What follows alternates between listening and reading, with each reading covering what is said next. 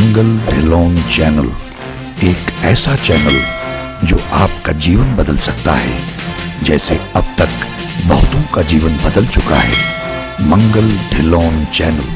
नमस्कार, आदाब, सत श्री अकाल। दोस्तों, जितने भी अभ्यासी लोग हमारे चैनल के साथ जुड़े हुए हैं, मैं जब कमेंट्स पढ़ता हूं तो उनसे मुझे पता चलता है, अवस्था का पता चलता है। कुछ लोगों ने पिछले कर्म, पिछला तप जो किया होता है, उसकी वजह से उन्हें जल्दी प्राप्ति हो सकती है। और कई लोग पहले से लगे हुए हैं, इत्तेफाक से फिर वो हमारे चैनल से जुड़ गए, क्योंकि ईश्वर सब जगह व्याप्त हैं, वो किसी भी माध्यम से हमको जोड़ सकते हैं। तो वाक सिद्धि के खतरे, मैं एक उदाहरण से कुछ चीजें आप लोगों से शेयर करना चाहता हूं, खास करके उन लोगों से जिनकी अवस्था एडवांस हो चुकी है, जिन पे कृपा हो गई है, जिनको वैराग्य बनने लग गया, जिनका मन लगने लग गया, एकाग्रता बन गई है, जो काफी समय लगाते हैं, और जिनको दृष्टि, जिनको आभास भी होने लग गया है, और जो पहले से लगे हुए हैं और अब उन्होंने और बढ़ा दिया है। तो उन सब से विशेष तौर पे मैं ये बात कहना चाहूंगा, ये शेयर करना चाहूंगा एक उदाहरण के साथ में, क्योंकि जैसे जैसे हम लगेंगे, यहां आप अभ्यास करेंगे, पता नहीं चलेगा, लेकिन वाक सिद्धि आ जाती है, रिद्धियां सिद्धियां आ जाती हैं, आप जो कहेंगे होने लग जाएगा। वैसे तो लोग कहते हैं कि 24 घंटे में एक बार सरस्वती जी हमारी जुबान पे विराजमान होती हैं, जो कहते हैं हो जाता है, लेकिन इसमें तो लगातार होने लगता है। मस्कीन जी ने एक बार जिक्र किया था एक कथा में, बहुत पहले मैं सुनता था उनको, अब तो टाइम ही नहीं मिलता है, कि एक महापुरुष थे, उनकी आंखें नहीं थी, मतलब दृष्टि नहीं थी उनके पास, नेत्रहीन थे, लेकिन सुमरन बहुत था। अब इसमें क्या होता है कि जो आंख है, जैसे मैं कहता हूं ना आंखें बंद करो, तो आंख आपके ध्यान को डाइवर्ट करती है, तो एनर्जी उसमें भी लगती है। तो ईश्वर ने दृष्टि ही नहीं दी, आंखें बंद हो गई, तो ये एनर्जी बचने लग गई। लेकिन कर्म अच्छे किए थे तो हरिनाम से जुड़ गए, जप तप करने लग गए, गुरबाणी से जुड़ गए, तो वाक सिद्धि आ गई, उनको पता नहीं चला। जैसे मैं कहता हूं, हमारी फिल्मों में तो घड़ियाल बाजे बजते हैं, शंख बजते हैं, बिजलियां कौनती हैं, म्यूजिकल बैंग्स होते हैं, लेकिन ईश्वर के लिए बहुत मामूली बात है। ये तो इनिशियल स्टेज है। तो वाक सिद्धि आ जाना ये पहली स्टेज है, कदाचित मैं गलत हो सकता हूं, जो विद्वान लोग हैं वो जानते होंगे। तो ये पहली स्टेज है, और भी कुछ चीजें आती हैं, लेकिन जो अहम चीज आती है वाक सिद्धि, जहां से पता लगने लगता है। तो वो उनका कोई सेवादार था, ठंड के दिन थे, तो गर्म पानी से हाथ धुलवाते थे खाना खाने के बाद में।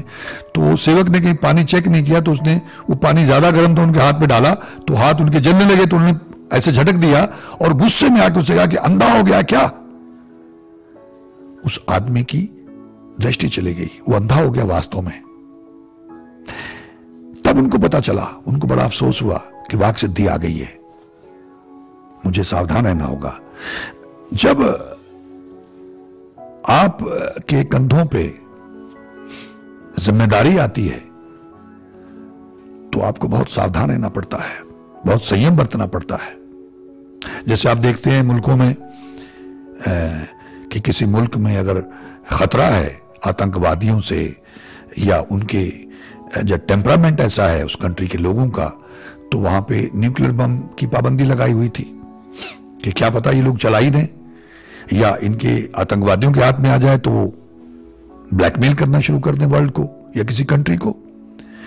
तो रिस्पॉन्सिबिलिटी जब आती है, जिम्मेदारी जब आती है, तो उसके साथ में आपकी जवाबदेही भी आती है। संयम, सब्र आपको दिखाना पड़ता है। तो पावर, यानी ये एक पावर है ये, तो उसके साथ ही जिम्मेदारी आ गई आपके सर के ऊपर कि अगर आपको ये पावर, शक्ति ईश्वर आपको दे रहे हैं, तो आपको होशियार रहना होगा, सचेत रहना होगा। ये बहुत बड़ी जिम्मेदारी आ गई आपके सर पे। तो इसी तरह से मैं आप लोगों से ये क्यों कहना चाह रहा हूं, हो सकता है कि आप लोगों के पास वाक सिद्धि आ जाए, रिद्धियां सिद्धियां आ जाएं, और आपको इस बात का एहसास भी ना हो।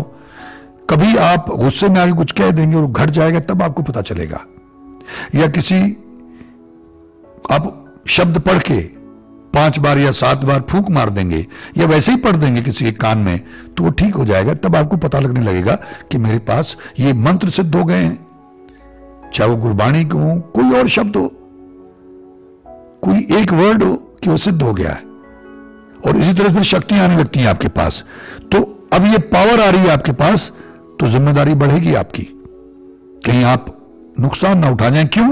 क्योंकि अगर उसका दुरुपयोग किया आपने दिखावे के लिए, गुस्से में आके, तो फिर आपका नुकसान होगा, अपने कर्म खराब कर लेंगे। ये मैं आपको एक उदाहरण के साथ समझाना चाहूंगा, और बड़ी विचित्र है लेकिन जबरदस्त उदाहरण है ये।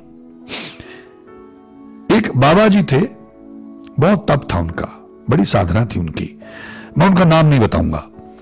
तो अब ये बाबा लोगों को अक्सर मैंने देखा है, उनकी दूर से बनी रिश्तेदारी भी बनती थी उनके साथ में। तो अक्सर आपने देखा बाबा लोगों को ना इनकी संगत बहुत हो जाती है, और लोग भी ये कोशिश करते हैं कि संगति ही कोई मिल जाए, कोई गुरु भाई मिल जाए, उसी से हमारे रिश्ते करवा दें बाबा जी। और अगर बाबा जी बीच में बिचौलिए हैं तो फिर तो कहने क्या है, डर नहीं रहेगा कोई।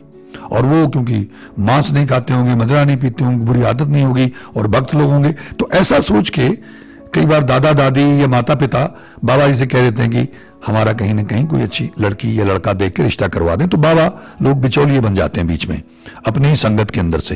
तो एक ऐसे ही बाबा की मैं बात कर रहा हूं जो मुझे बड़ा डिस्टर्बिंग लगा, मैं इसलिए आपसे शेयर कर रहा हूं। तो उनसे मुझे लगा कि मैं अपने लोगों से भी ये शेयर करूं कि हम सबको बहुत जिम्मेदारी से पेश आना है।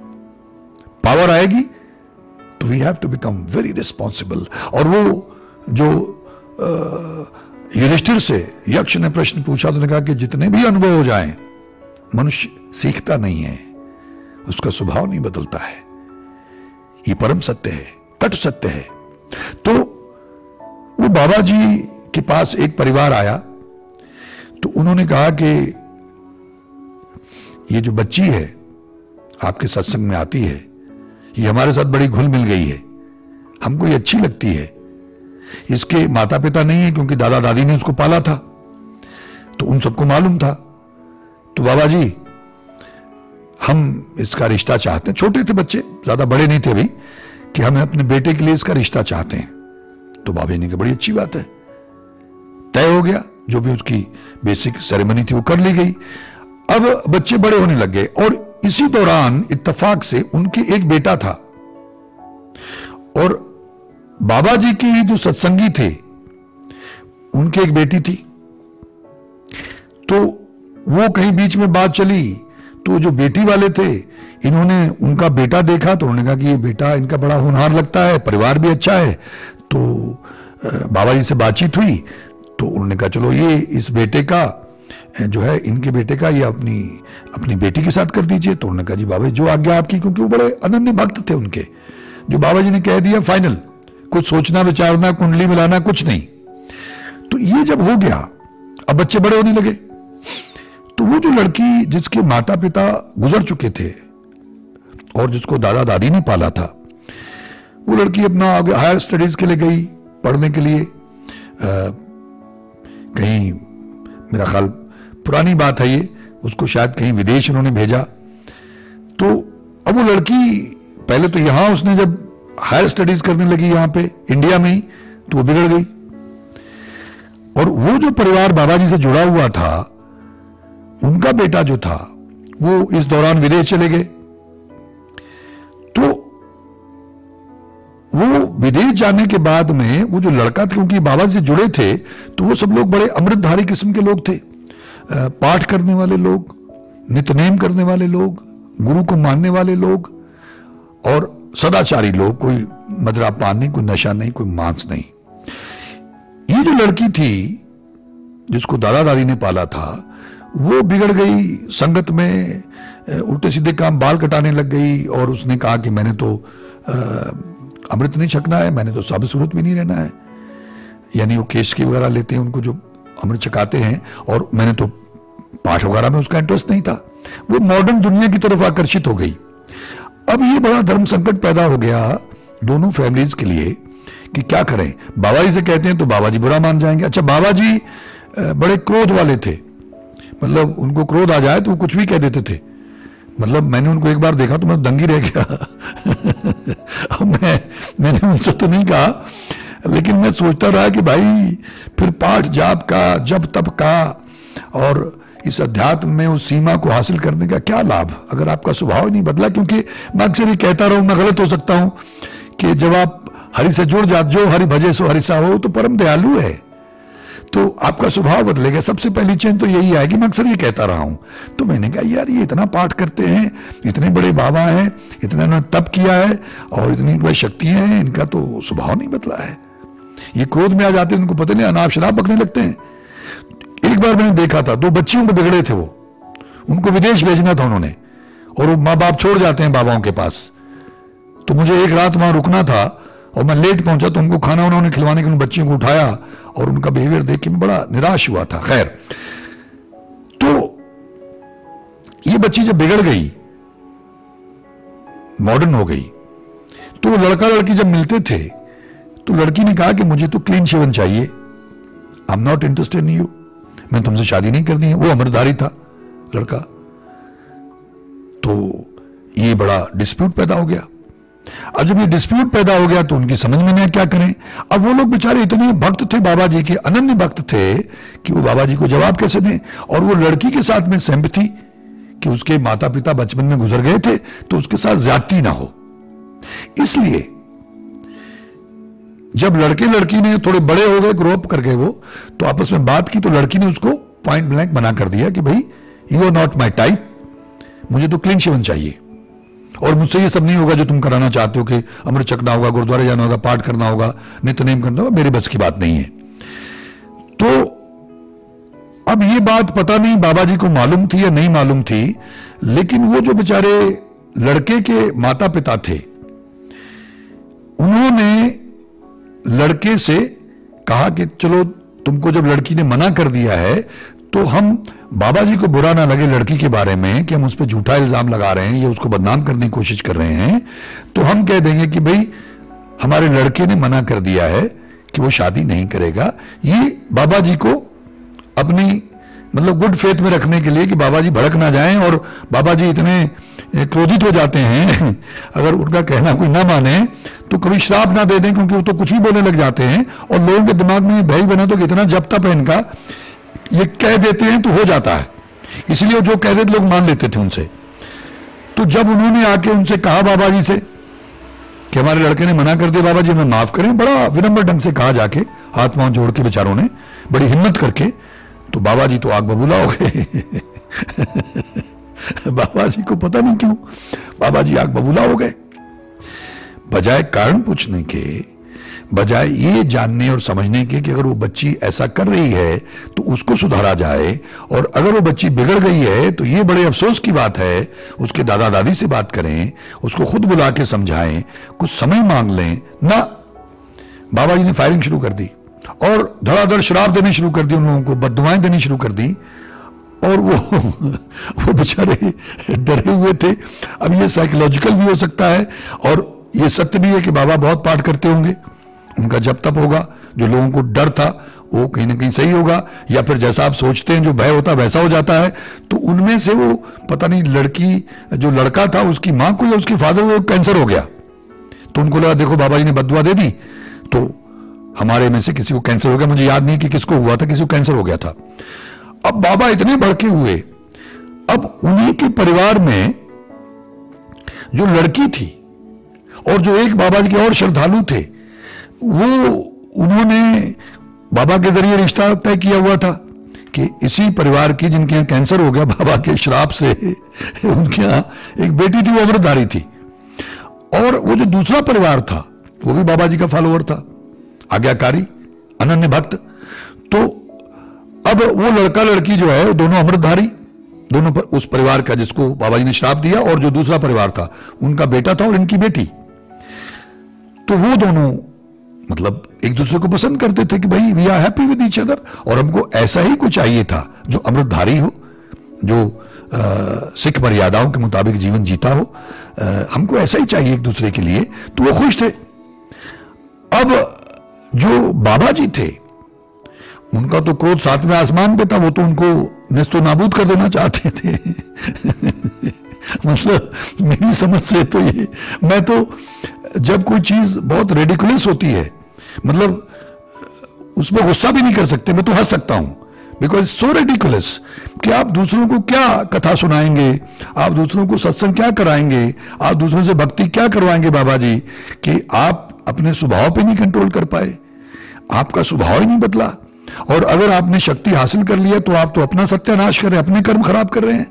क्योंकि जैसे वो मधुमक्खी की बात करता हूं, मधुमक्खियों के बारे में अगर आपको मालूम, अगर वो डंक मारती है तो आपको तो तड़पा देती है लेकिन खुद मर जाती है। ऐसे ही जब कोई किसी को श्राप देता है तो उसका तप जाता है, उसका तप क्षीण होता है, उसका तो नुकसान कर दिया लेकिन उसका अपना भी नुकसान हुआ। और फिर हम बाबा किस बात के हैं, हम हरि की तरफ जा रहे हैं, हरि जैसे तो हुए ही नहीं, वो तो दयालु है, परम दयालु है। क्षमा बड़न को चाहिए छोटन को उत्पात, का रहीम हरि को घटियो जो भ्रगुमारी लात।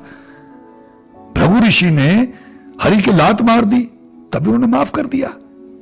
तो फिर हम ईश्वर होने कैसे चले, हम कैसे ईश्वर का रूप होंगे? ये कैसा रूप है ईश्वर का कि आप बद्दुआएं देते घूम रहे हैं? यानी आपके पास शक्ति तो आ गई, वाक सिद्धि आ गई और लोग डरा भी लिया आपने, और आप उनको बद्दुआएं दे देके उनका बुरा हाल करें। तो अब बाबा जी जो आग बबूला थे, भड़के हुए थे, उनको निस्तो नबूद करना चाहते थे, इस गलती के लिए उन्होंने माफी मांगेगा, जबकि गलती लड़की थी, लड़की ने मना किया था, उन्होंने अपने पे लिया बेचारों ने, और बाबा से माफिया मांगते रहे वो। तो बाबा जी ने कहा कि ये जो रिश्ता है इनको सबक सिखाना है, ये रिश्ता भी तोड़ो। वो जो उनकी लड़की के साथ में दूसरे परिवार के लड़के का रिश्ता था, कहने इसको भी तोड़ो। अब वो बड़े धर्म संकट में, तो मुझे कहीं एक सज्जन मिले, ऐसे चर्चा शुरू हो गई उनके बारे में से, क्योंकि मेरे दूर के रिश्तेदार हैं तो कहीं ना कहीं से पासिंग रेफरेंस में उनका जिक्र आ जाता है। तो जब बात शुरू हुई तो उनके कई स्कूल वगैरह उन्होंने खुलवा रखे हैं, कई गुरुद्वारे बना रखे हैं, तो ऐसे उनका जिक्र आ गया। तो ऐसी कुछ बात चली तो उन्होंने कई और उनके कंट्रोवर्सीज हुई हैं उनके साथ में। तो वो कहने लगे अच्छा वो शादियों वादियां भी करवाते हैं गरीब लोगों की। तो कहने लगे कि भाई वो आपके जो रिश्तेदार हैं बाबा जी, भाई वो तो बड़े क्रोध वाले हैं, उन्होंने ऐसे उन्होंने सारा किस्सा ये सुनाया, ऐसे श्राप कर दिया और दे दिया और उनको कैंसर हो गया और वो फैमिली डरी हुई है, और वो दूसरी फैमिली भी डरी घूम रही है, लड़का लड़की शादी करना चाहते हैं, बाबा जी कहते हैं तोड़ो, यहां रिश्ता नहीं करने दूंगा।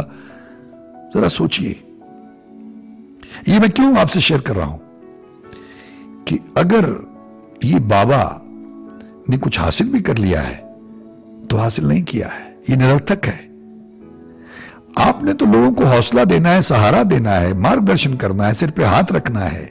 आपका हाथ उनके सर पे आए तो उनके सारे कष्ट चले जाएं, दुख चले जाएं, वो आनंदित हो जाएं, उनको हौसला हो जाए, वो और नाम जपें, न कि वो भयभीत होके घूमें। मैं आप लोगों से इसलिए कह रहा हूं कि ऐसा न हो। वो तो बाबा की बड़ी एग्जांपल मैंने आपको दी कि अब तक बाबा जो है वो अड़े हुए हैं, उस रिश्ते को तुड़वाना चाहते हैं, जबकि होना यह चाहिए कि बड़ी अच्छी बात है, चलो वो तो एक टूट गया, ये तो हो जाने दो, क्योंकि लड़का लड़की खुश हैं और वहां लड़की खुश नहीं थी, तो एक रिश्ता थोपने वाली बात थी, जबरदस्ती हो रही थी, जबकि यहां वो दोनों खुश हैं। तो बाबा को ये पूछना चाहिए था कि अगर लड़का लड़की खुश है और आप लोग खुश हो तो मुझे कोई दिक्कत नहीं है, मेरा आशीर्वाद तुम्हारे साथ है, उल्टा होकर इसको तोड़ो। ये कैसा बाबा है, ये कैसा इंसान है, मैं तो ये कहूंगा, जो सिर्फ बुराई चाहता है।